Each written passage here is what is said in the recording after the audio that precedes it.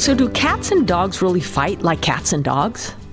This is from The Guardian. Research explored the relationships between cats and dogs living under the same roof, and they found that while cats might feel more nervous around dogs, they appear to have little trouble in asserting themselves.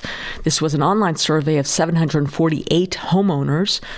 80% felt their pets were comfortable with one another, while only 3% declared that their cats and dogs could not stand one another. But cats were by far more antagonistic. No surprise there.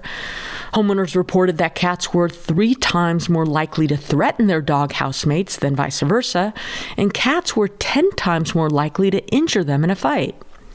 More than a fifth of dogs reportedly picked up their toys to show them to cats, compared with only 6% of cats doing the same for dogs. Researchers at the University of Lincoln launched the study to find out what made for happy cat-dog relationships. They argue an amicable coexistence is important for welfare and could reduce the risk of pets ending up in a rehoming center. Here are some more numbers. While 57% of owners said their cats hissed, spat, and swatted at dogs, and 18% said their dogs threatened cats, less than 10% of cats and only 1% of dogs ever harmed the other animal. One of the researchers believed the reason may lie in domestication. Because dogs have been domesticated for longer and are more easily trained than cats, they may be better able to control their behavior. And cats might need more reassurance that they are safe under the same roof. She says it's easier for dogs to be happier around cats than for cats to be happy around dogs.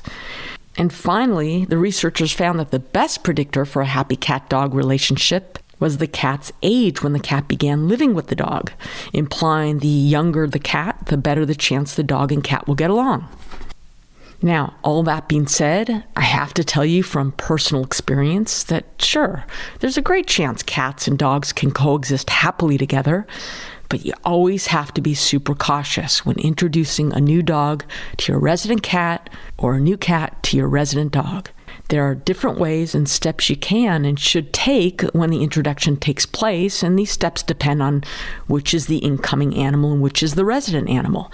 And of course, there are many resources available online to help you through this process, but you can't just assume that an individual cat will get along with an individual dog or vice versa. Even if the dog has had experience with cats and the cat has lived with dogs before, proceed cautiously during this introduction process. By just placing a dog and cat together in the same space and hope that they're going to get along would be extremely irresponsible and could potentially result in a horrible outcome. So steps you need to take during this initial introductory period. And it might take a while and some effort on your part.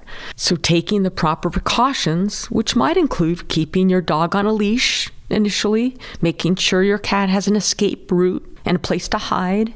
Keep your dog and cat separated when you're not home until you're certain your cat will be safe.